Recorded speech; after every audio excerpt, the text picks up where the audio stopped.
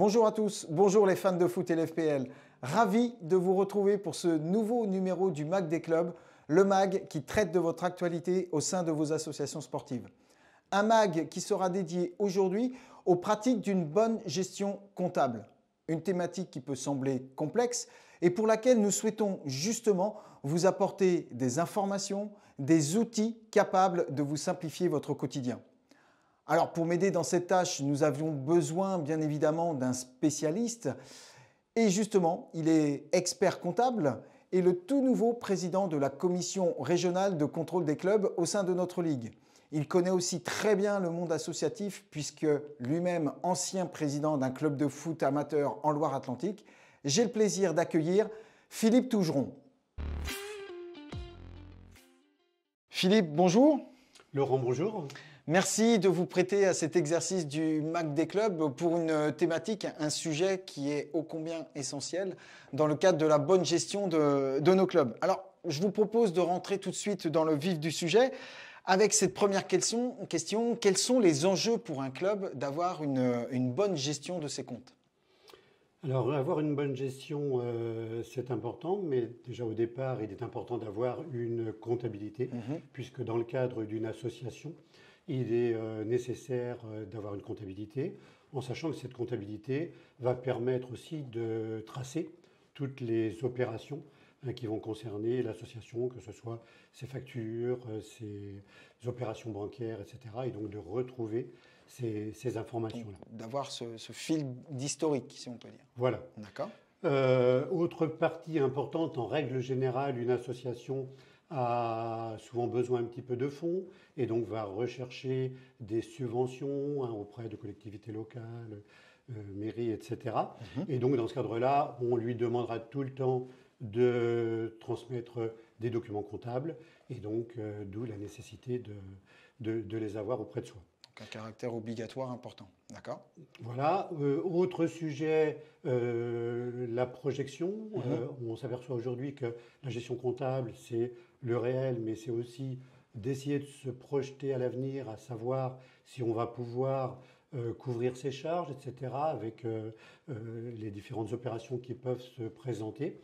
Et pour pouvoir travailler sur ce qu'on appelle le budget prévisionnel, il va être nécessaire de partir d'une comptabilité réelle et donc que cette comptabilité soit bien tenue pour pouvoir mieux projeter donc l'avenir et dans ce cadre-là prendre aussi les décisions qui s'imposent pour prévoir notamment peut-être des difficultés à un moment à partir du moment où on aura moins de produits que de charges.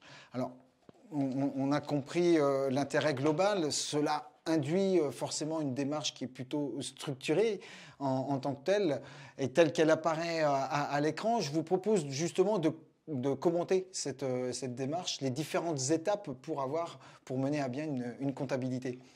Oui, alors une comptabilité, c'est quelque chose à la base pour une association qui est assez connue puisqu'on la retrouve au niveau des entreprises. Et dans ce cadre-là, la comptabilité, c'est d'abord de recenser, de récupérer un certain nombre de documents, qui vont être des factures, qui vont être des relevés bancaires, voilà, différentes pièces comptables, qui vont être ensuite traitées, saisies, donc enregistrées en comptabilité à travers un logiciel adapté, ce qui va nous permettre d'établir ce que l'on appelle dans notre jargon le grand livre, dont on a parlé déjà un petit peu, avec justement le détail de toutes les opérations qui ont concerné, je dirais, l'association sur l'année. Donc voilà, et à partir de cette partie grand livre, on ira vers la production de documents comptables. Donc production de documents comptables, ça va être les bilans, comptes de résultats, etc. Donc qui vont être établis à partir des éléments du grand livre, mais aussi à partir d'un travail d'analyse, de révision, donc du comptable, pour pouvoir élaborer des documents qui seront des documents définitifs et complets. Oui, on aura l'occasion d'y revenir durant ce MAG. Alors, justement, en préparant ce MAG dédié à la gestion comptable, J'ai compris qu'il y avait deux types de comptabilité, l'une dite d'engagement et l'autre dite de trésorerie. Pour qu'on comprenne bien, je vous propose d'illustrer notre échange par un exemple précis en se mettant dans le cadre d'un club fictif qu'on va appeler le FC Accompagnement des clubs. Je suis un dirigeant, j'ai fait l'acquisition pour l'une de nos équipes jeunes d'un jeu de maillot. J'ai donc la facture que je donne à ma trésorière. Qu'est-ce qui va faire qu'elle va l'intégrer dans une comptabilité de type d'engagement ou de type trésorerie? Alors, oui, on a les deux types de comptabilité. La différence principale va être que en comptabilité d'engagement, nous allons donc enregistrer l'opération au moment de l'événement et le décaissement, l'encaissement se fera plus tard. Alors qu'en comptabilité de trésorerie, on enregistrera l'opération au moment du décaissement ou au moment de l'encaissement. Donc dans l'exemple voilà, que l'on peut montrer, on a donc une trésorière qui récupère une facture notamment d'achat de maillots. Donc dans un premier cas, elle enregistre immédiatement la facture au moment quelque part de la livraison. Elle enregistre la facture et dans ce cadre-là, le paiement se fera plus tard, mais peu importe. La facture est enregistrée en comptabilité.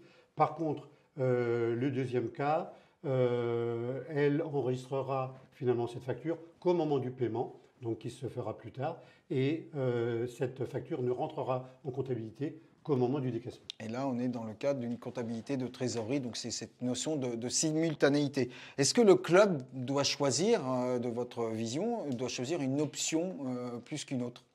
Alors la règle de base en comptabilité, c'est la comptabilité d'engagement.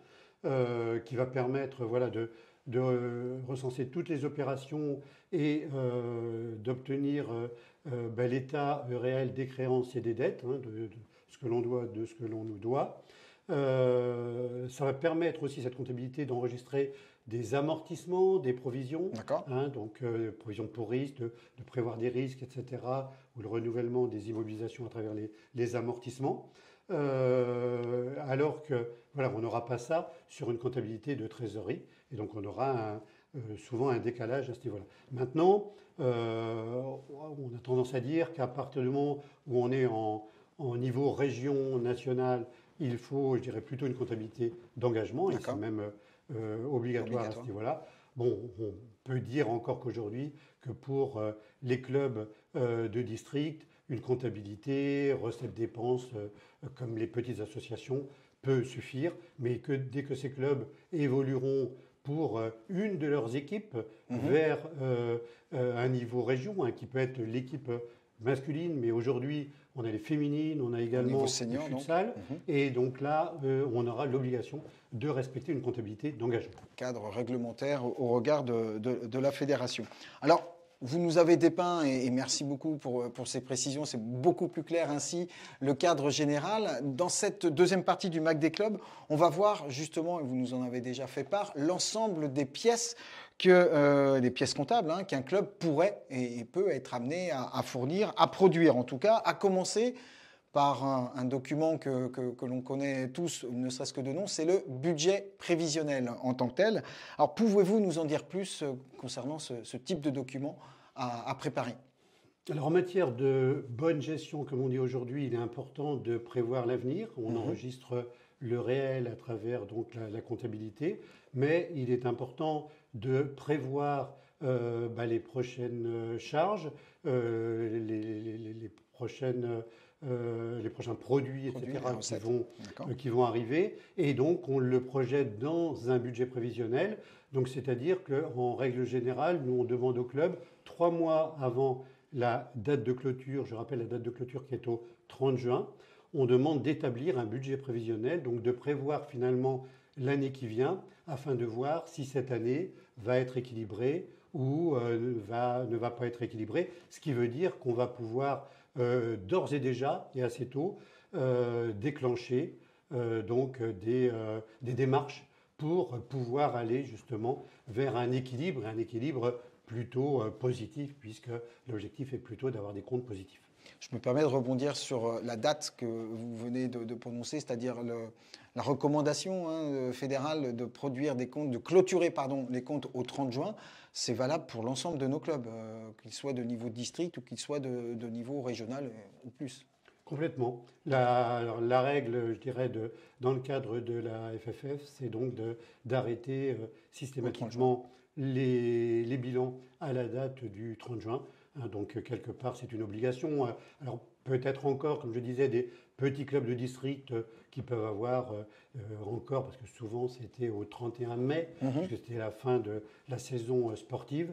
Mais voilà, je leur conseille de passer tout de suite au 30 juin, et en sachant que dès qu'on arrive sur un niveau région, le 30 juin est de mise. Très bien. Je vous propose d'aborder un autre document maintenant, qui est le plan de trésorerie. Pourquoi est-il utile, justement, de le mettre en place, ce plan de trésorerie? Donc, on a parlé du budget prévisionnel qui va reprendre des produits, des charges, des recettes, dépenses en quelque sorte. Le plan de trésorerie va permettre d'affiner en descendant ces éléments sur la trésorerie en tant que telle. Et donc, ça va nous permettre de voir l'évolution de la trésorerie sur l'année, à savoir si on a notamment des périodes un petit peu, notamment de découvert, etc. Et de justement peut-être prendre les mesures pour ne pas connaître ces périodes un petit peu plus compliquées. On retrouve cette notion d'anticipation propre à la bonne gestion comptable. Et est-ce que ce plan de trésorerie est à réaliser de manière concomitante au budget prévisionnel, ou on peut le décaler, le faire dans un deuxième temps? Alors, on peut toujours le faire dans un deuxième temps, mais c'est vrai qu'on préconise, à partir du moment où on fait un budget prévisionnel, il est bien, et d'ailleurs aujourd'hui un certain nombre de logiciels le prévoient, à partir du moment où on indique des délais de règlement, etc., vont directement nous donner le plan de trésorerie.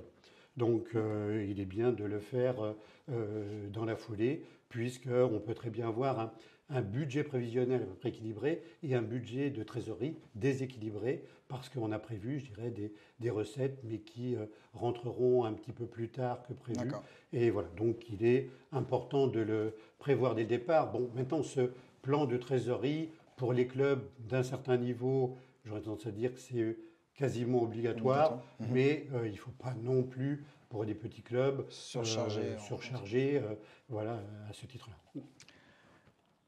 Autre document qui est souvent présenté lors des assemblées générales de chaque association, où, vous l'avez dit tout à l'heure, demandé dans le cadre de demandes de subventions pour les clubs, et il est quelquefois confondu avec le budget. Je veux parler du compte de résultat. Est-ce que vous pouvez nous préciser leurs différences, qui sont peut-être évidentes d'ailleurs?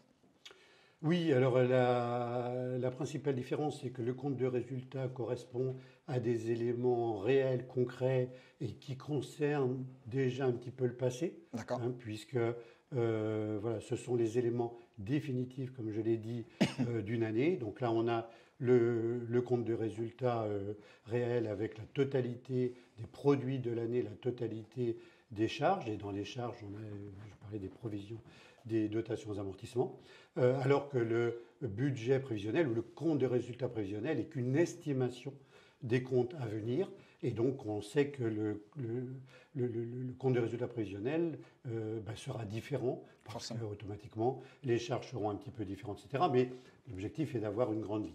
Mais la principale différence, c'est que le compte de résultat, c'est le passé, c'est du réel, et le budget prévisionnel, c'est l'avenir. C'est très clair ainsi. Et puis, enfin, je vous propose d'aborder un dernier document qui, pour moi, est l'essence même d'un document comptable. C'est le fameux bilan. Alors, est-il obligatoire d'être produit, d'être conçu pour chaque club, chaque fin de saison? Alors, oui, comme toute comptabilité, on a le compte de résultat, mais également le bilan. Donc, le bilan, c'est quoi? C'est à la date de clôture, donc à la rigueur, je dirais le soir du 30 juin. C'est donc une photographie, c'est la situation financière et le patrimoine de l'association. La notion de patrimoine est importante là, dans le bilan. Voilà, complètement. Donc ça permet de disposer dans un bilan, vous avez actif-passif. À l'actif, on a donc les éléments que possède l'association avec les immobilisations, on peut avoir du matériel, etc. On va avoir éventuellement des créances, on va avoir de la trésorerie. Donc là, c'est tout ce que possède l'association. Et on va avoir au passif ce qui a servi en quelque sorte à financer cet actif avec les dettes, notamment les dettes financières quand on a des emprunts, par exemple, qui ont servi à financer des investissements. Et aussi, finalement, les fonds propres de l'entreprise, puisque l'entreprise a pu réaliser et normalement a réalisé un minimum de bénéfices les années auparavant, ou alors on a pu avoir aussi au niveau des fonds propres des apports qui ont été réalisés lors de la création notamment de l'association. Alors, j'aimerais justement qu'on fasse un focus tout particulier sur cette notion de fonds propres. Est-ce que vous pouvez nous donner des exemples concrètement de quoi il en retourne quand on parle de fonds propres? Alors, les fonds propres retracent les résultats, je dirais, antérieurs et les résultats de l'année en cours. Donc, c'est quelque part le bénéfice qu'a pu faire notamment l'association, voire ou d'autres apports, comme je disais, extérieurs. Mais voilà, ça va révéler vraiment la situation positive ou négative de l'association. Et donc, ça permet de voir si on a une association qui est cohérente et équilibrée, et notamment dans la durée, au niveau financier. C'est-à-dire qu'on peut très bien avoir, pourquoi pas un déficit, c'est pas dramatique d'avoir un déficit, à partir du moment où on a suffisamment les reins solides et qu'on a de la trésorerie. Mais je dirais, si on a des déficits tous les ans, au bout d'un moment, ça va devenir difficile et la trésorerie ne sera plus compliquée. Mais voilà, on a besoin d'avoir quelque chose de positif, et aujourd'hui, pour permettre à un club d'accéder notamment en division supérieure, on a obligation d'avoir des capitaux propres positifs. Si les capitaux propres ne sont pas positifs, que ce soit nous, CRCC ou la DNCG, on aura des refus d'accession. Donc cette info est importante, ce qui veut dire que vous, en tant que président justement de la commission régionale de contrôle des clubs, c'est vraiment une donnée, avec d'autres, j'en ai bien conscience, mais qui est essentielle à vos yeux et que vous regardez à la loupe. Complètement. Dans le cadre de nos analyses et pour notamment les prises de décision en fin de saison au niveau des accessions, on est vigilant déjà sur le fait de bien posséder l'intégralité de la comptabilité, tous les éléments que l'on a vus, et aussi que ces éléments soient positifs, cohérents, puisque s'ils ne le sont pas, on sera obligé, et c'est quelque chose qui se fait, de refuser, alors qu'un club a mérité sportivement par exemple, une accession. Merci pour ces informations qui sont très précieuses et qui nous ont justement apporté de nombreuses précisions par rapport à tous ces documents. Alors, on l'a dit, Philippe, en préambule, et avant de vous laisser, il est important pour nous d'expliquer les différents outils qui sont à disposition. Vous venez d'expliquer l'ensemble des pièces à produire. Encore faut-il, tout le monde n'est pas expert comptable comme vous, n'est pas simplement comptable. Et il existe des outils, des applications qui sont à votre disposition. C'est ce que je vous propose maintenant de découvrir, ou en tout cas de vous rappeler, à commencer par deux logiciels que sont Basicompta pour le premier, qui est un logiciel de gestion comptable et qui va vous permettre de pouvoir produire très facilement avec, comme l'a précisé Philippe Tougeron il y a quelques minutes, la possibilité d'avoir l'historique des différentes écritures, donc via le grand livre, et de pouvoir après éditer, que ce soit le budget prévisionnel, le compte de résultat et bien évidemment le bilan. Vous avez Basicompta, il existe aussi un autre outil qui est l'outil de Sport Région. On le connaît de par sa nature en termes de communication, puisqu'il vous permet de créer un site internet, de gérer une boutique pour vos dirigeants, voire même de communiquer. Eh bien, sachez qu'il existe aussi un module de gestion comptable avec tous les comptes selon le plan comptable de l'association. Et vous pouvez, là aussi, tout comme Basicompta, éditer les fameux documents que Philippe Tougeron vous a commentés. Ces deux applications, ces deux logiciels ne sont pas gratuits, mais pour une somme qui est de moins de 100 € par saison, vous pouvez très facilement pouvoir éditer, créer ces documents et donc vous simplifier votre travail de bénévole, comme j'aime à le dire. Ça, c'était pour la partie logicielle.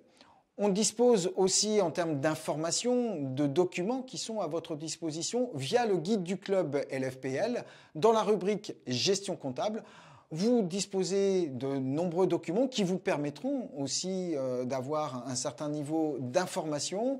Vous avez notamment les budgets type des budgets prévisionnels qui peuvent vous être présentés, ainsi que le plan comptable de l'association et tout autre document. N'hésitez pas à vous y référer via le guide du club. Enfin, dernière possibilité, eh bien, c'est de vous former. Via l'équipe de formateurs et de formatrices de la Ligue de football des Pays de la Loire, fonction de leurs compétences, nous avons des personnes qui peuvent venir dans votre club ou en lien avec votre district et notamment produire, vous avez deux modules de formation qui apparaissent devant vous, notamment celle de l'appropriation des clés de la gestion financière, de façon à vous permettre de vous familiariser avec ces fameux outils et vous permettre d'œuvrer sereinement et en sécurité au sein de votre association. Nous arrivons au terme de ce module. Philippe, je tenais vraiment à vous remercier pour vos éclairages. Peut-être un mot de conclusion par rapport à ces thématiques de la gestion comptable ? Oui, alors ce que je peux dire, c'est qu'on voit souvent que dans un club, la gestion comptable, ce n'est pas la priorité. La priorité, c'est normal. C'est la pratique. La pratique et la passion pour la compétition, pour le sport, donc ce qui se comprend bien. Maintenant, il est important de ne pas négliger cette partie-là, puisqu'on voit que c'est absolument nécessaire. Et aujourd'hui, ce qu'il faut bien comprendre, c'est qu'un club va pouvoir évoluer à travers aussi, bien sûr, les efforts faits au niveau sportif, etc.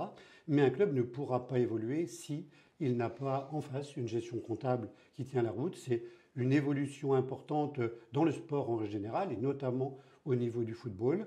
Et donc, on peut avoir de très bons sportifs, de très bons résultats, mais on sera vite arrêté dans notre élan en quelque sorte si on néglige cette partie-là. Donc voilà, donc il est important de suivre ces éléments de près, d'autant plus qu'aujourd'hui, même, je dirais, des petits clubs, dès qu'ils accèdent pour une de leurs équipes, et aujourd'hui, comme je disais tout à l'heure, on a aussi de plus en plus d'équipes féminines et d'équipes futsal qui sont encore faibles en nombre, donc qui peuvent assez rapidement arriver au plus haut niveau régional. Et donc, dès qu'on est au plus haut niveau régional, il va falloir donner tous ces éléments. Donc, je pense qu'il n'y a pas de temps à perdre pour évoluer vers tous les éléments que l'on a évoqués ensemble.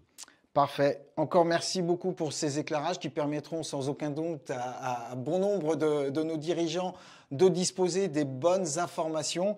Et bien évidemment, nous vous invitons à nous contacter si vous avez la moindre question via le service conseil au club pour pouvoir travailler, échanger sur cette thématique de la gestion comptable.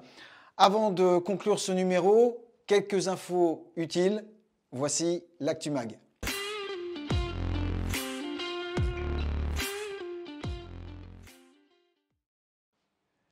Première info de cette ActuMag, elle concerne l'opération ToutFoot. Elle est renouvelée, nous en sommes à la 2e édition et vous avez jusqu'au 5 mai 2024 pour déposer en ligne, c'est la nouveauté de cette saison, vos différentes vidéos qui vont illustrer ce que vous mettez en place au sein de vos clubs pour favoriser la pratique féminine ou encore la prise de responsabilité des femmes au sein de vos associations. On compte sur vous, vous avez jusqu'au 5 mai. En lien avec l'opération ToutFoot, une initiative de la Ligue de football des Pays de la Loire, elle concerne le bénévole et job dating qui se déroulera la matinée du 2 décembre prochain au CSR de Saint-Sébastien-sur-Loire. L'occasion pour vous, mesdames, puisque c'est une matinée encore une fois 100% féminine, de venir à notre rencontre et pourquoi pas venir intégrer l'une de nos commissions. Ce sera l'occasion d'échanger avec les membres de notre instance. Ou alors, et peut-être même les deux, de pouvoir postuler pour une activité professionnelle avec notre partenaire Absolis Intérim. Enfin, troisième information, On arrive en 2024 avec la période dédiée entre janvier et février à la formation des dirigeants. 4 dates sur l'ensemble du territoire pour vous permettre, à vous mesdames, à vous messieurs, de venir vous informer, vous former, échanger là aussi avec d'autres dirigeants sur différentes thématiques, puisque le temps d'une journée, vous aurez la possibilité d'effectuer 2 formations et ces formations sont gratuites. Bien évidemment, vous le savez, vous avez le bon réflexe maintenant. Si vous avez la moindre question, vous contactez le service Conseil au Club. Nous arrivons au terme de ce mag dédié aux solutions comptables.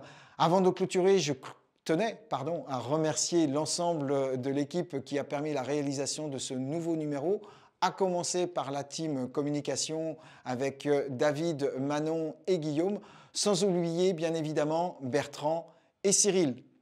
On se retrouve prochainement pour un nouveau numéro et en attendant, ensemble, soyons prêts, soyons foot.